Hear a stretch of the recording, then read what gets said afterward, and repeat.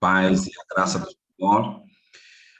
Muito boa noite, irmãos, e obrigado aí à direção do grupo Família Unida, irmã Anália Salombongo, pelo convite a estar aqui e poder partilhar com os irmãos uma porção da doce palavra de Deus. É verdade, não é um tema bastante, sim, que agrade tanto, né? O assunto é ótimo, mas o conteúdo em si é verdade. Assusta um pouco, né? Mas eu creio que Deus é bom em todos os tempos, e em todos os tempos Deus é bom. Amém. E creio que teremos aqui um tempo de extrema qualidade, abordando com respeito, com responsabilidade, um tema que é bíblico e que certamente nasceu do coração de Deus, e isso eu quero trazer aqui nesta noite, falando sobre a santidade do sexo no casamento. Adalgisa, se puder me partilhar aqui a tela, seria bom, me dar aqui o acesso, por gentileza. Partilho sim, pastor. Vou partilhar já o anfitrião. Ver se eu consigo aqui. Exatamente. Quero me assegurar de que não tenha crianças na sala, por causa do conteúdo. Amém, amém. Amados irmãos, eu vou pedir que a partir de agora possamos então controlar os nossos microfones, porque o anfitrião foi passado já ao pastor, e pedimos então a atenção de todos.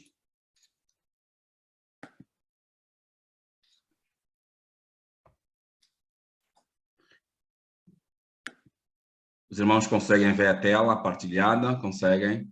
Perfeitamente, pastor. Ok. Se calhar iríamos só pedir ao pastor para colocar em modo de show, não? Para abrir a imagem.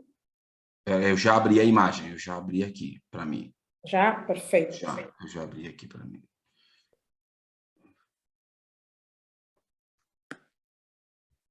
Um pouquinho. Ok, agora sim. Perfeito, então, conseguem ver, aqui está o nosso assunto. Eu gostaria mesmo de, antes de começar, convidar os irmãos para uma palavra de oração. Vamos orar, irmãos. Pai, graças te damos, porque o Senhor é bom e a tua misericórdia dura para sempre. Hoje, nesta reunião de homens e mulheres, cristãos e cristãs, pretendemos abordar um tema alusivo ao casamento, abordar aqui a sexualidade cristã e qual é a vontade do Senhor para a vida dos casais, casados. Pedimos a Deus, Pai, graça e misericórdia. Eu me deixo completamente abandonado aos teus braços para que, conforme o beneplácito do teu querer e com liberdade, o Senhor possa usar-me. Receba neste dia o louvor da boca do teu povo e a meditação do nosso coração. É por haver Jesus morrido na cruz do Calvário que nós oramos e desde já te agradecemos pelo Espírito Santo, hoje e sempre, século sem fim. Amém e graças a Deus. Irmãos amados, então, aqui está o tema proposto para hoje, a santidade do sexo no casamento. E eu gostaria de trazer aqui, então, a nossa reflexão de hoje, um texto para início de conversa, Josué, capítulo 3, o verso 5, diz assim a palavra do Senhor: santifiquem-se, pois amanhã o Senhor fará maravilhas entre vocês. Quando nós pensamos em santidade, irmãos amados, é importante trazer aqui a raiz desta palavra, como os irmãos podem ver, a raiz hebraica, não é? A palavra kad significa cortar, separar partes. A palavra kadash significa santificar ou consagrar. E a palavra kodesh significa santidade. E kadosh, que é uma palavra bastante famosa, significa santo ou separado. Então, quando nós pensamos em santidade, pensamos então, né, nesta separação, não é verdade, que nós temos pela pessoa de Jesus, que morreu por nós, não é, lá no madeiro, e nos religou ao Senhor, e nesta relação estreita com o Senhor, nós somos então separados do mundo para viver do modo digno do Senhor. Então, santidade é essa separação e a renúncia daquilo que é considerado impuro, mau, profano, a partir da dedicação a uma vida de devoção e consagração total a Deus. Então, este é o pano de fundo, não é, que nós trazemos em relação à questão da santidade. É importante ainda percebermos aqui que para os cristãos, não é, viver uma vida de santidade ao Senhor significa abdicar, não é, de práticas que são consideradas abomináveis diante de Deus, não é? Significa viver comprometido com tudo aquilo que é tido como santo, no sentido de ser honesto, limpo, louvável, correto, benigno. E faz todo sentido quando Josué, então, apela ao povo, diz, olha, santificai-vos, porque amanhã o Senhor fará maravilhas no meio de vós. Uma outra palavra que se associa a isto, que estamos aqui a abordar, a questão da santidade, é a purificação. Outras versões trazem purifiquem-se, não é? Porque amanhã o Senhor fará maravilhas no meio de vós. E quando nós pensamos, irmãos amados, em sexo, o que nos vem a ideia, não é? É que o sexo, então, é uma dádiva que Deus dá às pessoas casadas para proporcionar unidade física e espiritual, gerar filhos e também para o prazer de ambos. Quando nós lemos o livro do Gênesis, capítulo 1, o verso 27, vemos exatamente ali Deus dando essa ordem, essa orientação, quando ele vai dizer, não é, para multiplicar e encher a terra, não é? Nós estamos vendo ali, então, um casamento sendo celebrado e uma ordem a ser dada, não é, para multiplicar e encher a terra. É óbvio que não tinha, não seria possível essa multiplicação se não fosse pela via da sexualidade, meus irmãos amados. Então, eu gosto de pensar em Provérbios, quando o sábio diz, beba das águas da sua cisterna, das águas que brotam do seu próprio poço. É um texto magnífico, né? Que trata exatamente desta questão da conjugalidade plena, não é? Entre o homem e a mulher. E eu gosto de pensar nesse texto e chamo aqui a atenção aos irmãos para observarmos então o que o texto diz. Bebe a água da tua própria cisterna.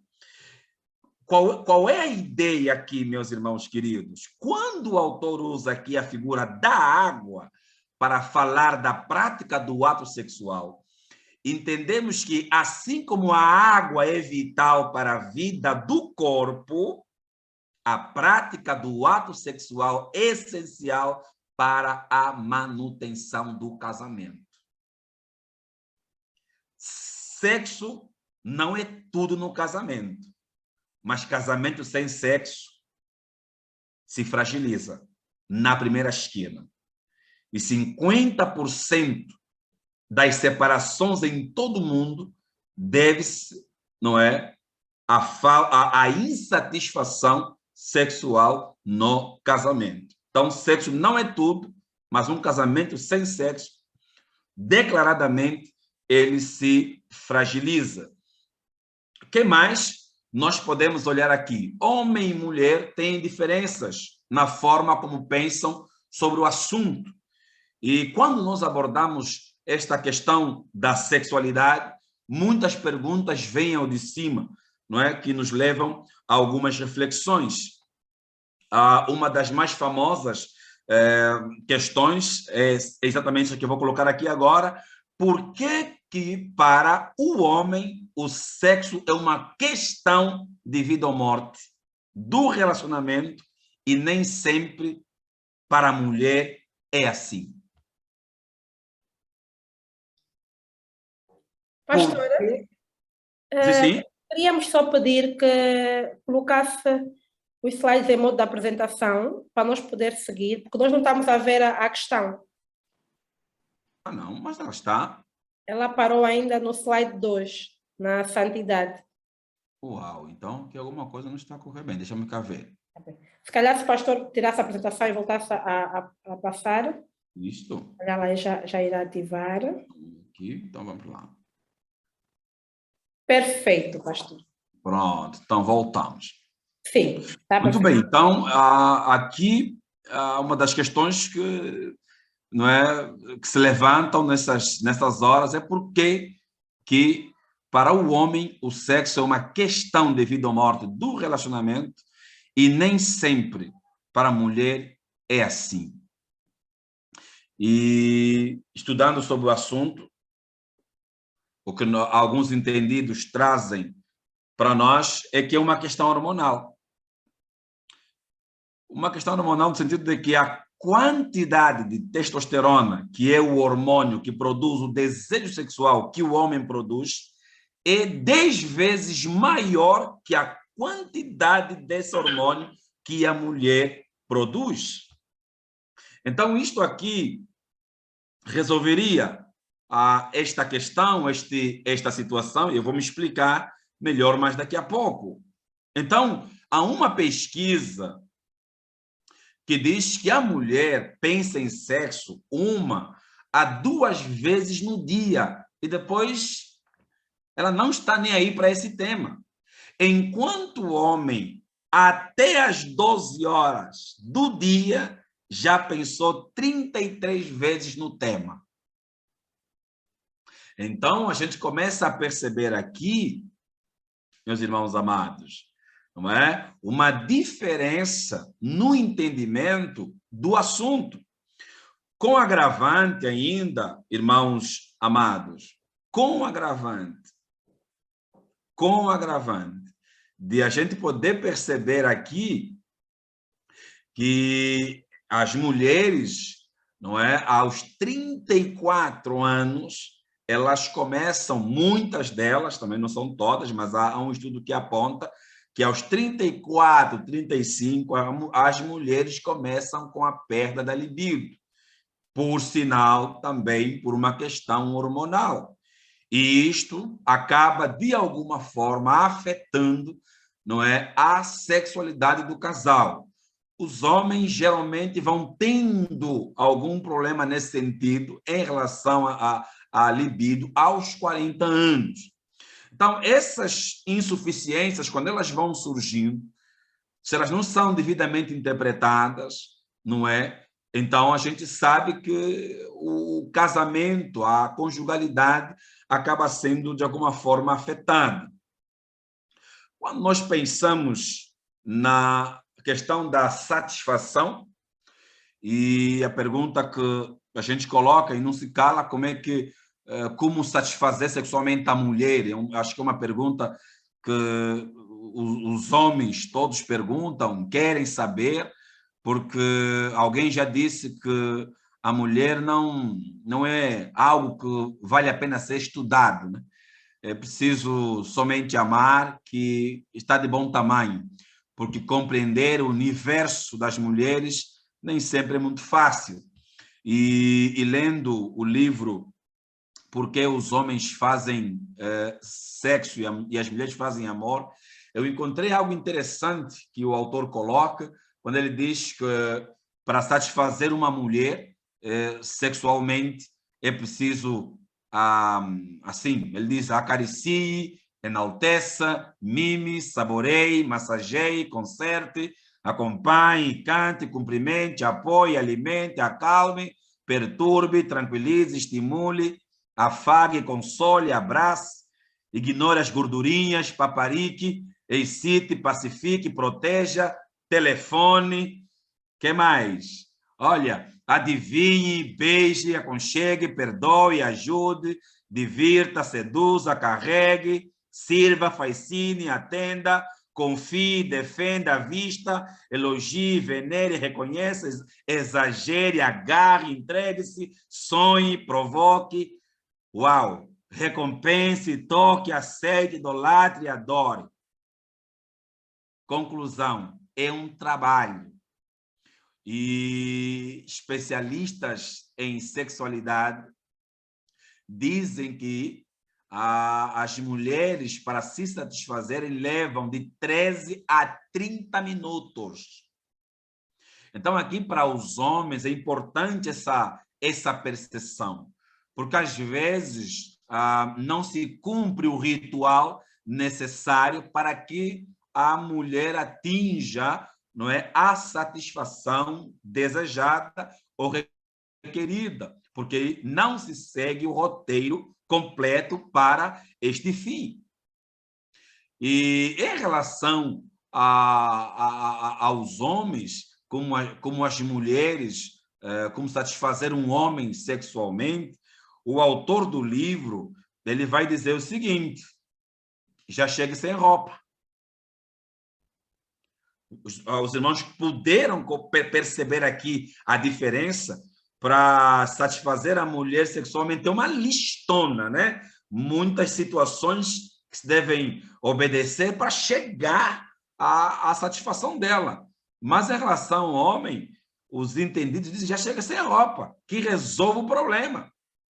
Não tem muita volta a dar à cabeça. Chega sem roupa e já resolve a questão do homem.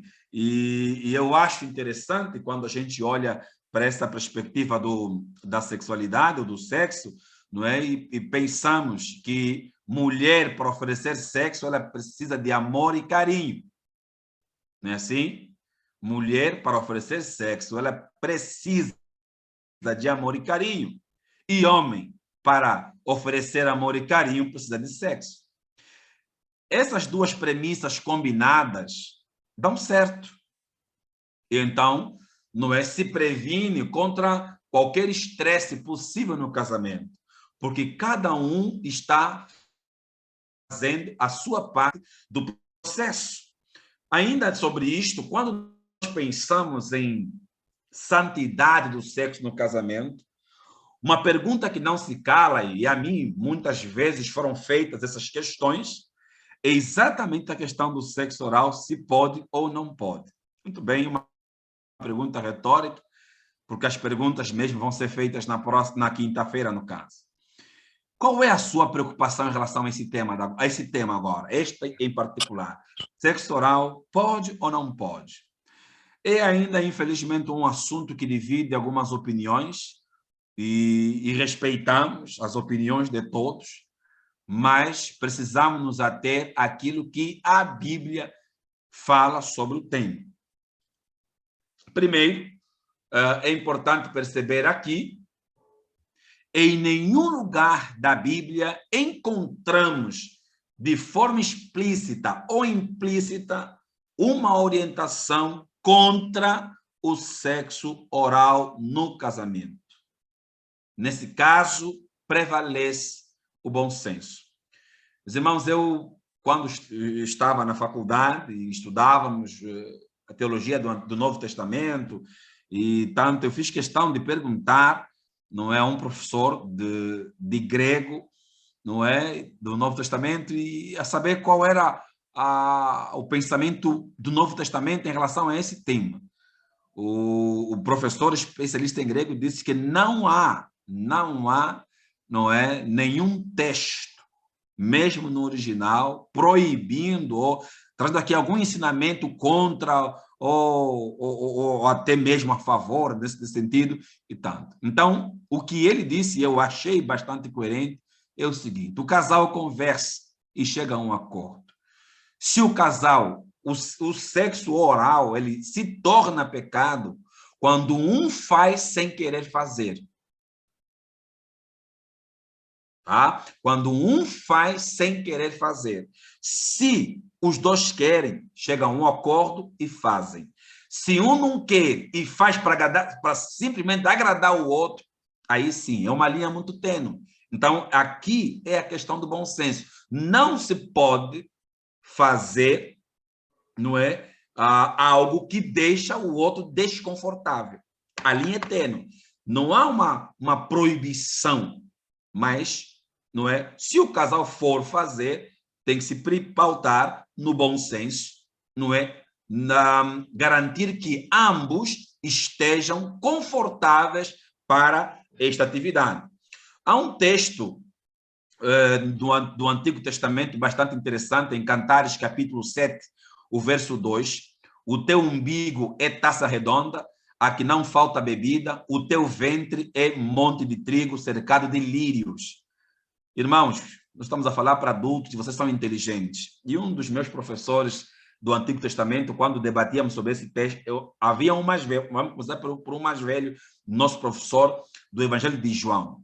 Ele dizia que o livro de Cantares não devia estar na Bíblia. Mais velho, devia ter já mais de seus 60 anos. Não devia estar na Bíblia esse livro, porque ele considerava o livro de Cantares um livro pornográfico. Exatamente, e aqui, né, que entre aspas, e exatamente por conta do seu conteúdo. É um conteúdo, o conteúdo aqui de Cantares é exatamente uma paixão acesa, um amor, não é, esplêndido e esbanjado de um casal, não é? Salomão, né, na sua juventude, aproveitando as delícias, né, do santo matrimônio, foi escrevendo essas coisas. Mas por que será que Deus canonizou esse livro? Para chegar ao nosso conhecimento. Para chegar ao nosso conhecimento e ver que a sexualidade ela pode ser explorada de forma bastante saudável no casamento. Agora, olhando para esse texto, a palavra aqui, segundo os hebraístas e especialistas do Antigo Testamento, e inclusive um dos meus professores de Antigo Testamento falava que essa palavra aqui, umbigo, não é, essa tradução aqui não é o que está lá no texto original. Então, alguns hebraístas sugerem que esta palavra no hebraico não é umbigo, é exatamente o órgão genital feminino. Então, imaginem vocês agora, com a vossa inteligência, e creio que os irmãos têm uma mente esclarecida. Então, a gente tira a palavra umbigo e coloca aqui a palavra original, como é que ficaria? Não é assim? O teu é taça redonda, aqui não falta bebida.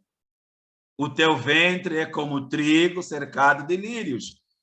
Então, ele é mais um daqueles textos que, quando vai se falar sobre esse tema, pensa-se nisso. E a perspectiva aqui, inclusive, dizia um outro professor de homilética, não é, coreano, que nessa perspectiva parece que a mulher está deitada, não é? Está deitada e o indivíduo está fazendo uma apreciação assim, quer dizer, uma perspectiva de cima a baixo. Então, se a gente desdobrar essa situação aqui, a gente percebe a intensidade, não é, da conjugalidade deste casal. Salomão, não é? E esta mulher aqui colocada no texto. Então, assim, tem bom senso, tem acordo, há conforto, não há qualquer dificuldade nessa questão. Porém, todavia, não é? Sexo anal é sodomia. Tá? Sexo anal é sodomia. Essa é a minha orientação espiritual, aquilo que eu depreendo da palavra de Deus. O casal, concordando ou não, é pecado. Ah, não, mas eu concordo, porque eu gosto, é pecado. Concordando ou não. Sodomia, não é? E impureza. É a prática do sexo anal. Este tipo de relação é abominável a Deus. É abominável a Deus, meus irmãos amados. Vamos lá ver aqui Romanos 1, 26 a 27. Então, fica aqui mais do que, não é, claro que sodomia é condenada pela palavra de Deus, é mudar a prática normal da natureza. E veja lá o que diz o texto. Por causa disso, Deus os entregou às paixões vergonhosas, não é? Até suas mulheres trocaram suas relações sexuais naturais por outras contrárias à natureza. Da mesma forma, os homens também abandonaram as relações naturais com as mulheres e se inflamaram de paixões uns pelos outros. Começaram a cometer atos indecentes, homem com homens, e receberam em si mesmo o castigo merecido pela sua perversão. Então, do ponto de vista, o que eu depreendo aqui, sexo anal não está previsto na criação do sexo lá no Gênesis. Não está, meus irmãos amados. E do ponto de vista bíblico, é o que eu percebo, não é? E tantos e muitos outros pastores e estudiosos da palavra de Deus são conservadores nesse sentido, e muito poucos que não se alinham de alguma forma e deixam isto, como já ouvi também de um outro pastor, deixa a critério do casal e tanto. Mas o que nós compreendemos pela palavra é, concordando ou não, é pecado. E mais, essa prática sexual, assim, não traz vantagem alguma para as mulheres. Quem tem o maior usufruto disto, não é? São os homens. Então é um sexo egoísta. Primeira questão. E uma outra coisa que os irmãos precisam saber: o reto só tem nome de reto, mas ele não é reto. Essa prática mal orientada pode lesionar profundamente a mulher. Outro aspecto. Depois, é importante perceber que tem também aqui uma outra consequência, que é o desgaste, não é, do esfíncter, que é aquela membrana sensível, não é, que é responsável por segurar os dejetos. Se ocorre aí um rompimento desta membrana, então as mulheres começam a ter aquele problema de incontinência. Para outras consequências, né? Como as hemorroidas, outras questões. Especialistas em sexualidade desaconselham, inclusive, a fazer, até eles, os médicos, desaconselham a fazer sem o uso do preservativo.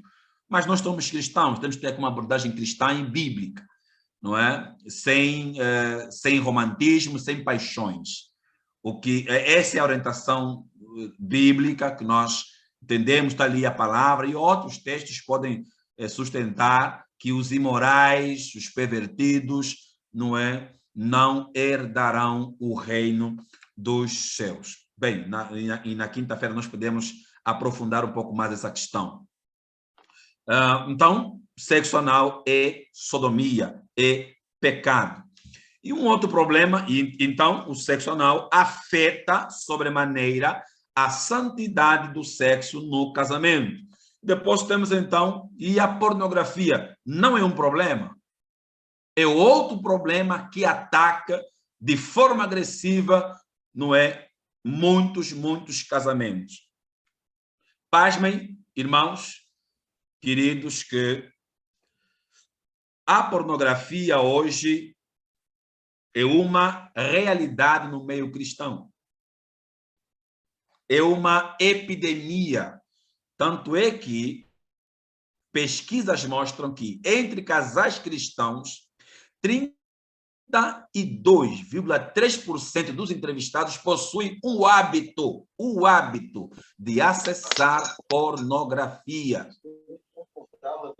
E outras pesquisas ainda, estava lendo esses dias, estão apontando que, fenômeno, tá? Que as mulheres estão acessando hoje mais pornografia que os homens. Irmãos queridos, a pornografia assalta, sequestra a santidade do casamento. A pornografia agride a essência da conjugalidade.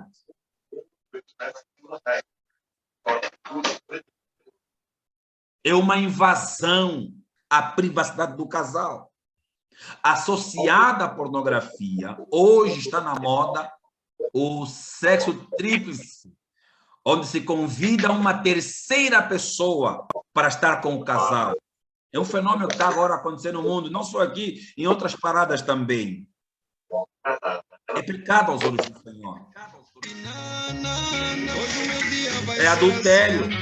Por favor, meus irmãos, Não é? eu só pedir para controlar o som. É muito importante. Nosso irmão Cal, por favor, controlar o seu som. É muito importante termos essa atenção e esse cuidado, porque a pornografia está presente em muitos casamentos. Há casais, inclusive, que não, se não assistir um vídeo daqueles, não me consigo sentir apimentada. Que conversa é essa? Há 1001 formas de um casal cristão apimentar a relação, que não passe necessariamente, não é, por colocar essa coisa, não é? Eu ia usar aqui um termo pesado, mas não, mas isso aqui é entulho para o casamento. Não é saudável para o casamento. E tem homens chafurdados nisso, assim como as mulheres. E a pornografia hoje atinge 30% da população do mundo. Imagina então os casamentos. Então hoje a pornografia é um problema que ataca a santidade do casamento. Então, sexo na vida do casal é algo que deve ser mantido sob controle para ser saudável. Quanto mais saudável ele for, mais satisfatório será. Então, não podemos dar vazão a todos os nossos instintos sexuais. Essas fantasias aí que vão fazendo, pingar vela no peito do marido, amarrar o indivíduo com a gravata na cabeceira da cama, pegar um chicote e sair batendo no camarada. E as mulheres que se vestem de enfermeira, porque é para agradar, seu marido vai ter uma crise. Quando ele for para o hospital e vir a enfermeira, vai ver se não vai pensar mais nela do que em si. Tem que ter atenção a esse aspecto. Tem que ter atenção. Porque o nosso cérebro, muitas vezes, ele provoca esses enganos, essas coisas, e acaba trazendo consequências danosas para a nossa relação. Então, o sexo não deve ser explorado ao extremo. Não é? A gente tem que saber o limite dentro das quatro paredes. Então, aqui eu gostaria de começar a refletir, então, com os irmãos sobre a santidade do sexo, não é? Pela ótica bíblica. Aqui, primeiro aspecto importante, meus irmãos, como bons cristãos, é perceber que o sexo foi criado pelo Deus Santo, não é? Então, tudo que Deus fez é santo. Deus criou as partes do corpo e não criou, não é, algumas boas e outras más. O sexo é ordenado antes do pecado. O fruto proibido não é o sexo, como muitos, não é, às vezes tentam ensinar ou pregar. Não é o sexo o fruto proibido. Sexo é santo. Foi instituído antes do pecado. Então, o próprio Deus criou o sexo. Ele é santo, o sexo é santo. Quando ele é praticado, não é, na perspectiva ou dentro do contexto do casamento. Ele é santo, ele é puro. Então, não tenha dificuldade em pensar que quando você é casado, casada, está no ato, lá mesmo no bem bom, não se assuste se Deus está te assistindo. Às vezes a gente coloca muitas coisas na cabeça. Deus nos mandou ser santo e não esquisitos. Temos que ter atenção a isso. Sexo não é sujo. Sexo é santo. Nós somos chamados a ser santos e não esquisitos. Tá? Então, o primeiro elemento, nesse contexto da santidade do sexo no casamento, é importante perceber que o sexo foi criado por Deus, que é santo. Segunda coisa importante aqui, a gente perceber, sexo é bom. Se alguém dizer aí que sexo não é bom, discorde terminantemente. Porque a própria Bíblia diz que tudo, quando Deus viu tudo o que havia feito, e tudo havia ficado muito bom. Então, assumir que sexo não é bom é estar contra a Bíblia. É estar contra a Bíblia. Então, é um privilégio para os casados. O sexo é restrito ao relacionamento do casamento. Exige amor, compromisso, promessa e fidelidade. Amor, compromisso, fidelidade e promessa. Tentam, não é, uma sexualidade saudável. Então, ó, irmãos amados, sexo é bom. A medida certa é bom. É muito bom mesmo. É terapêutico, faz bem à saúde. Tá? E um pouco daquela história que costumam dizer, e um estudo provou que 75% das mulheres que não queriam ter relações com o parceiro, depois que cederam, saíram 2 vezes mais satisfeitas do que antes do ato. Então, é tudo truque.com, quando se diz que e se começa a encomendar doenças, tudo dói, indisposição, pepino no olho e tal. Isso aqui já não é desculpa mais. E como disse aí alguém esses dias agora, os homens, por causa das muitas artimanhas das dores de cabeça, estão a viajar com comprimido, né? Com aspirina, paracetamol, bem, ou uma ou outra, né? Então, o casal precisa usufruir da melhor forma, porque sexo é bom, não é? Salvo questões extremas que envolvam a questão da saúde, mas como ele é mesmo, às vezes, daqueles, mas eu não estou afim, pode ser só uma sensação, mas depois do ato as coisas podem se resolver, e vamos falar sobre isso um pouco mais na frente. O que mais?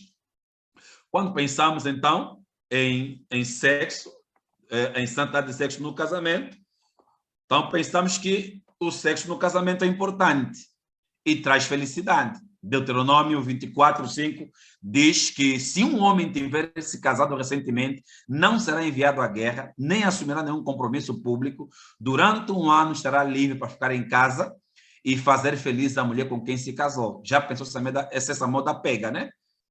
Ou seja, o israelita, naquela altura, quando ele se casasse, ele tinha que ficar 1 ano em casa, sem trabalhar. A lua de mel durava 1 ano. Não é só para ele usufruir com a mulher as benesses do santo matrimônio. Deus é misericordioso, né? Que bênção. É exatamente isto. Então, este é o entendimento bíblico. Ele é importante e traz felicidade. Então, cada vez que o casal comprometido através do amor conjugal, tem uma relação física, está celebrando a experiência de uma só carne. Meus irmãos, é uma experiência que a gente nem consegue explicar. Vão fazer aí uma pesquisa, quem um dia conseguiu explicar o que ela sente no ato do orgasmo, apresente-me, por favor. Não tem explicação, é um mistério. Até isso Deus proporcionou para ninguém começar a se calhar sair e mandar bocas e outras coisas. Deus fechou isso no seu mistério. Não temos como descrever o que a gente sente. A gente até pode tentar explicar a sensação gostosa, mas dar detalhes do mistério, só Deus sabe, meus irmãos amados. Tanto é mistério que só a gente só pode usufruir aqui na terra, né? Porque lá no céu não se casam nem estão em casamento. Então aproveitem enquanto estamos aqui, porque depois que passar das nuvens acima, não tem mais jeito. Não é? Acabou esse sumo benefício. Em quarto lugar, então, o sexo, não é? O sexo no casamento é para prazer do casal. Provérbios 5:19, um texto bom, e quando reli essa tarde foi bastante interessante, e eu grifei aqui para os irmãos perceberem: saciem-te, né? Os seus seios em todo tempo, embriaga-te sempre com as suas carícias.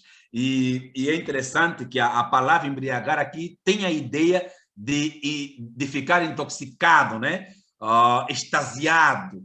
A ideia é que a pessoa fica envolvida neste ato, sendo transportada, não é, com encanto, não é, pelo amor do cônjuge, não é? Você é transportado, é banhado, é embrulhado no amor do seu cônjuge. E o êxtase aqui, não é, de um abraço, não é interessante, o abraço do outro, não é nada mais, nada menos do que uma experiência de prazer, gozo e alegria. Meus irmãos amados, Deus é bom. Quando ele faz, ele cria exatamente o sexo para o prazer do casal. Onde é que está o prazer nisto? Para as senhoras, existem aí botões, não é? Tem botões devidamente localizados, não é que um clique a coisa funciona num abrir e fechar de olho. Para homens é um único botão, é um único clique, não é? Tem duas sacolas aí, não é? Bastante sensível, quando seguradas com sucesso, o camarada quase que sobe, né? Só não cai porque está protegido aí pelo amor do outro, da outra, né? Senão a gente sabe. Então, é importante, né, a gente ter essa percepção. Quando os estudos dizem que as mulheres, aí onde elas, nos cliques ou nos botões das mulheres, passam mais de 6.000 sensações, mais de 6.000 sensações naqueles botões que Deus deu às mulheres, não é?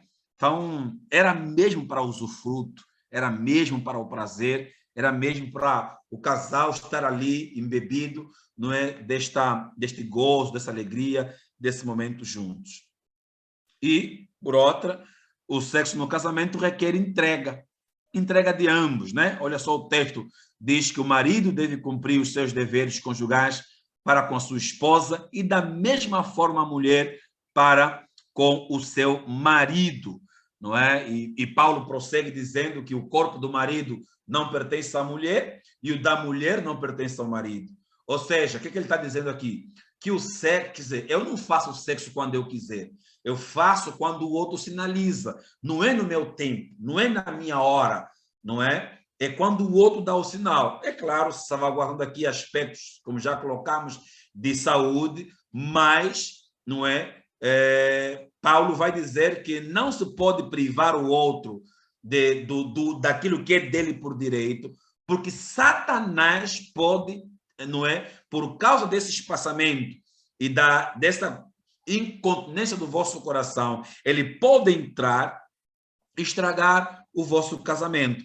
Então, não há lugar para o egoísmo no relacionamento físico, no casamento. Sexo é para ser usufruído. Hoje, as teorias que estão aí agora, estamos a ouvir, lhe desliguei os cabos, lhe cortei água e luz, lhe desliguei, não está a entender nada, está a ver navios. Hoje você está achando que está bombando, está fazendo não é desse direito do outro um troféu. Amanhã, o que Paulo está dizendo é que você poderá estar empurrando o outro para fora quando você só nega aquilo que é dele por direito. E é um pecado, porque o que nós entendemos pela palavra de Deus é que sexo antes do casamento é fornicação, sexo fora do casamento é adultério e casamento sem sexo é pecado. É pecado. Então é preciso buscar aqui, não é, a dose certa para a sexualidade do casal. Uma outra coisa importante aqui também é que o sexo no casamento requer carícias. Além do mais, ninguém jamais odiou o seu próprio corpo, diz Paulo em Efésios 5:29. Antes o alimenta e dele cuida, como também Cristo faz com a igreja. Aqui a perspectiva é do casamento, eles são uma só carne, o marido deve cuidar do corpo da esposa como se tivesse cuidado do seu próprio corpo, e a esposa de igual modo. Olha só que maravilha. Então, irmãos queridos, quando o casal dá de suas energias, sentimentos e afeições num relacionamento físico, marido e mulher experimentam uma comunicação íntima. Esse é o meio de se conhecer um ao outro. E carícia é manifestação de carinho. O casal precisa aprender a fazer toques também não sexual. Não é só chegar, vamos, pá, vamos. É preciso explorar. Há toda uma geografia. Não é? Imagina aí os homens que têm as mulheres com 1,50 m, 1,60 m, 1,80 m. Imagine. Tem todo um trajeto a fazer. Então, gaste tempo, tenha tempo. Aprecie aí a escultura, a formosura, a beldade que Deus colocou à sua disposição. Não tenha pressa.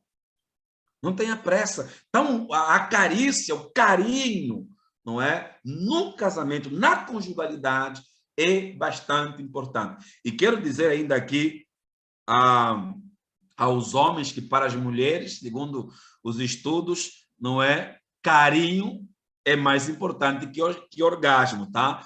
As mulheres valorizam mais o carinho do que o orgasmo. É importante ter essa ideia.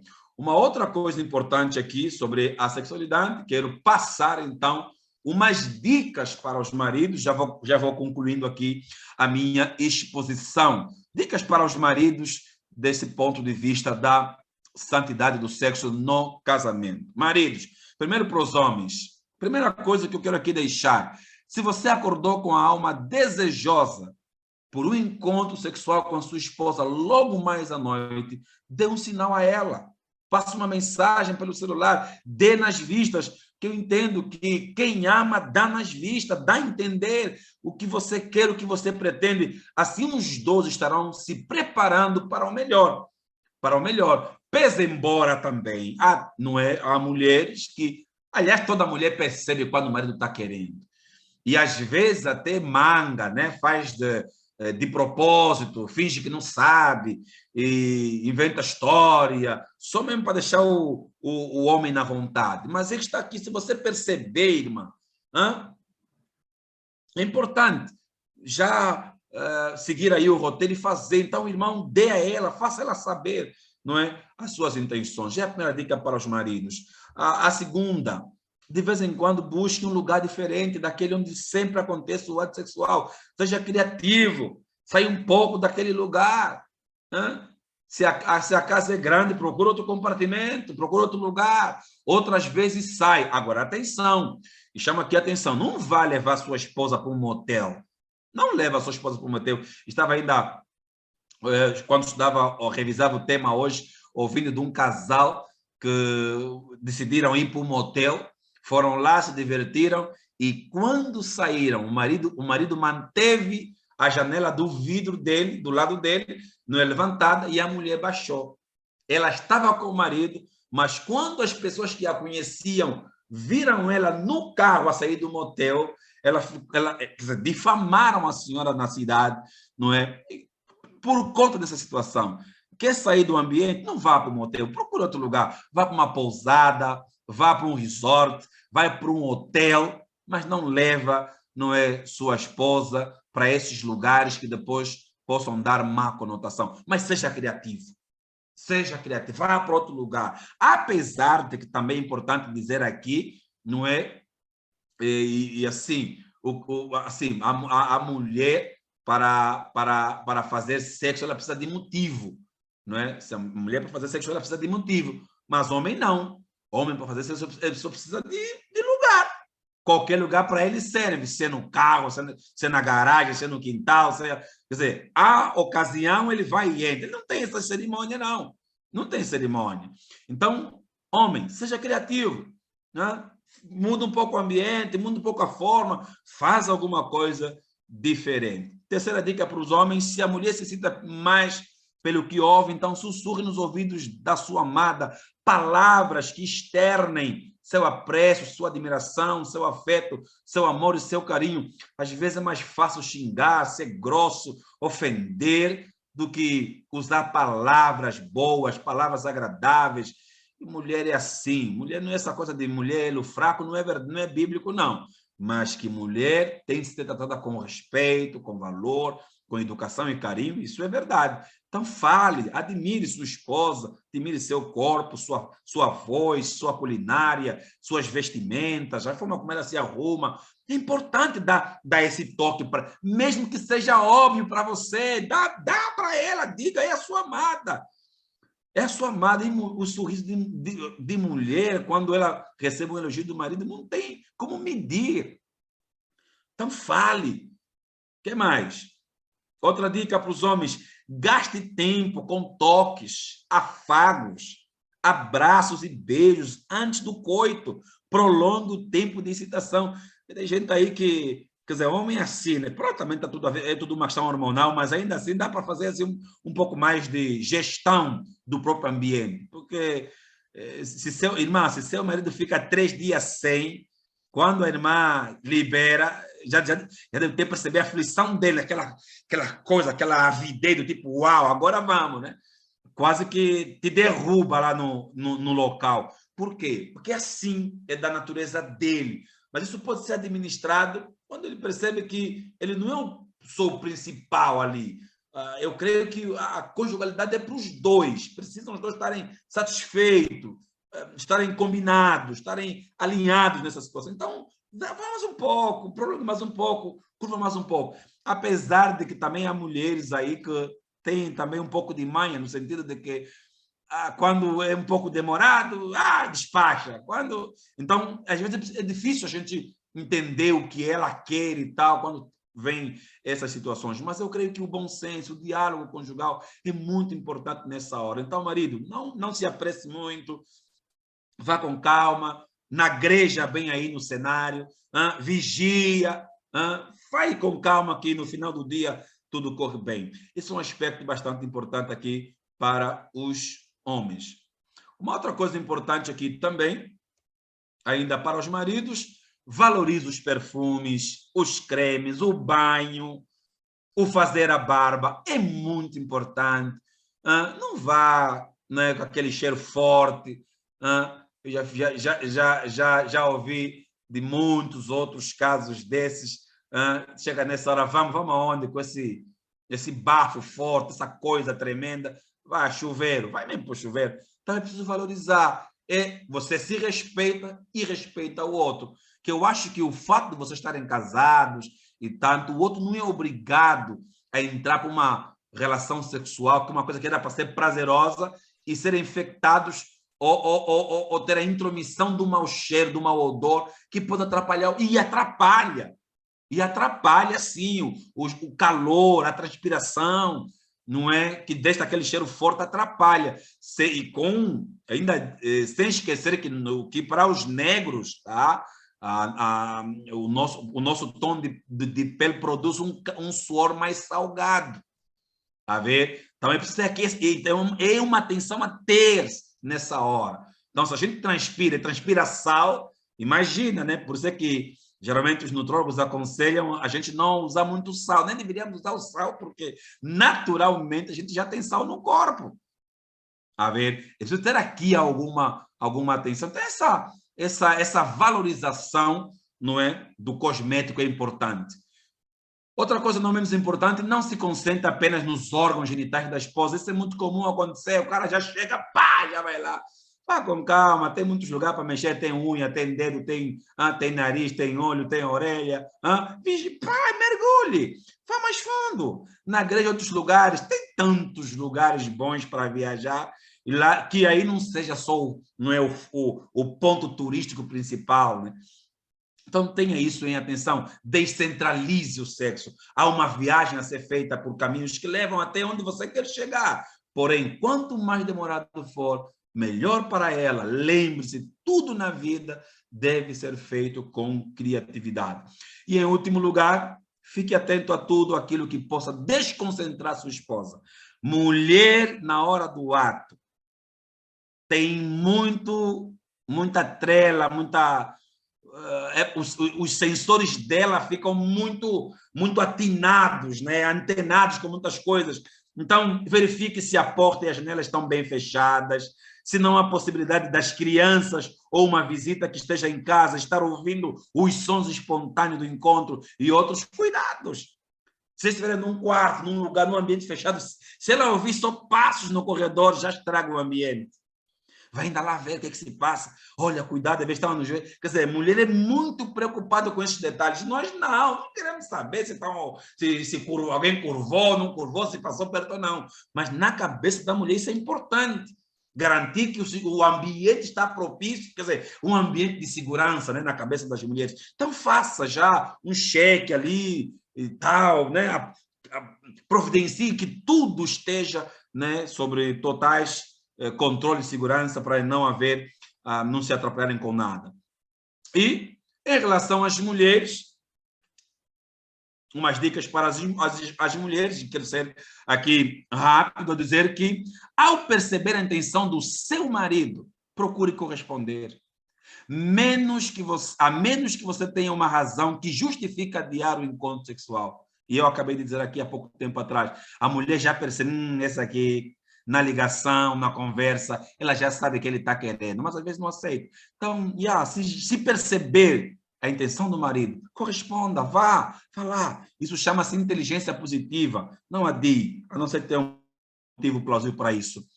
Uma outra coisa importante aqui, não é? Se o homem se excita pelo que vê, procure vestir-se de forma sedutora ao seu amado. Tire, jogue fora aquela camisa do político, aquela camisola lá com a cara do político, lá, tira aquilo fora. Não faz parte da sua família. Buen pela. Joga fora. Joga fora. Aquela havaiana que quase está arrebentando o seu calcanhar, joga fora.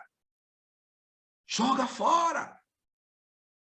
Aquela bermuda que está já meio roçada, assim, tá, joga. Mesmo que estiver em casa, estou em casa, fique simples, sim, fica simples, mas jeitosa. Homem, observa. E aquele cabelão para cima lá, às vezes eu costumo brincar, e aqui me permitam usar a expressão, parece o Dragon Ball, né? Aquele cabelo espetado. Vá arrumar o cabelo, prenda aquele negócio, faça alguma coisa, já que ele se eleva pelo que vê. Não é possível o seu marido se confundir você com uma outra coisa, que não seja a esposa dele. Então, se aprume, vai sair, se aprume, está em casa, se aprume. Seja simples, jeitosa. Um chinelo em condições, uma bermuda, um short em condições, isso é importante. É importante. O que mais? Se o seu marido não é do tipo afetuoso, ele pode aprender com você. Não apenas lhe dê carinho, toques e afago, mas também verbalize sobre sua necessidade de ser tocada carinhosamente. Tem homens que não tem jeito para isso mesmo, mas ele pode aprender. Ele pode aprender. Então, vá. Dê um toque, diga alguma coisa. Não é? Vai, e ele vai aprender. A gente não aprende só com o que ouve, a gente também aprende com o que vê. Então, você dá o passo, dá a iniciativa, ensine, sem precisar falar, com gestos, com provas. Vai correr tudo bem. Seja ousada no fazer amor, dê liberdade à sua imaginação, sem ferir o cônjuge, né? E transgredir princípios. Às vezes, as mulheres também, quando querem, e aqui é importante dizer que o cristão pode apimentar, claro que pode apimentar. E apimentar aqui não tem a ver com perversão. Atenção! Não tem a ver com perversão. E precisa ter cuidado. Nós estamos hoje estamos a assistir muitas coisas e a trazer muito lixo para os nossos casamentos. É importante ter atenção a esse detalhe, não é? Então, imagine, seja criativa e tal, não precisa ferir princípio, mas vá lá, faça um pouco mais e tal. E é importante, contanto que o seu cônjuge não fica um pouco desconfiado, porque o marido, às vezes, a mulher, ele pode fazer uma ginástica com ela, mas se ela fizer umas coisas que ele nunca viu, vai perguntar, aprendeste com quem, né? Ou aprendeste aonde? Então, às vezes, as pessoas ficam ressabiadas como agir, ficam tímidas, né? que isso pode ferir aqui uma linha, mas é importante ter isso também em consideração. Em relação ainda às mulheres, também é importante valorizar o perfume, ficar cheirosa para o marido, o bom hálito, escovar os dentinhos, é importante. Aliás, isso é saudável, é higiênico para todos, não é só para as mulheres e para os homens também. Os cremes, a música romântica, as roupas adequadas para o momento, as frutas. Então, não faz sentido você estar naquele ato, está de calça jeans lá em cima, mas então, você está aí no ato mesmo, já vai se encontrar com o próprio, vai mais de calça jeans que para tirar uma luta. Facilita o processo, gente. Facilita o processo, vai já mesmo. Quer dizer, tudo bem que ele tem que fazer movimentos aí, tirar uma peça ou outra, mas isso não faz como no dia do seu casamento, né? Que tem aquele cheio de fio, desamarra aqui, desamarra lá, desata aqui, desata lá. Não, que ele não precisa, já estão casados, então facilita o processo, já chega pronta, né? Quando ele chegar ali e tal, para a coisa, não tem que desamarrar coisa, tirar aquela calça dura da ponta até a ponta, quer dizer, e até isso pode atrapalhar o momento, né? Porque deixa a coisa um pouco com um esfriamento. Então é muito importante. De vez em quando também surpreenda seu amado, esperando de uma forma que ele esteja assim estimulado sexualmente. Prepare a casa, o jantar, a sobremesa, é muito importante. Coloque uma música romântica, vista-se de forma sedutora, se penteie, calce uma sandália, passe um perfume que ele gosta e leve as crianças para ficar com alguém da sua confiança. Então, garanta que em algum momento vocês possam ter um tempo só vosso. E procure também evitar pequenas manias, né? Às vezes as mulheres também têm umas manias assim meio esquisitas. Não sucumba à lei do capricho, isso pode quebrar o clima romântico. Bem, dito isto, então, quando os instrumentos estão afinados e os músicos tocam bem, o relacionamento a cada dia vai se tornando cada vez mais doce, agradável e prazeroso. Repito, não basta fazer sexo, é bem melhor fazer amor. Então, aqui, irmãos, eu quero concluir dizendo o seguinte: a felicidade sexual tem mais a ver com a qualidade do que com a quantidade. A base de tudo é o amor demonstrado em forma de respeito. Os entendidos, eles cambiam entre 2 a 4 vezes. Há uma sexóloga, inclusive, que eu estava lendo hoje, o ideal para um casal saudável é 4 vezes na semana. É claro, hoje já tem muitos elementos também que concorrem para ou um pouco mais, um pouco menos. Tem fator idade, vai também determinando, e outras coisas, a rotina do próprio dia a dia.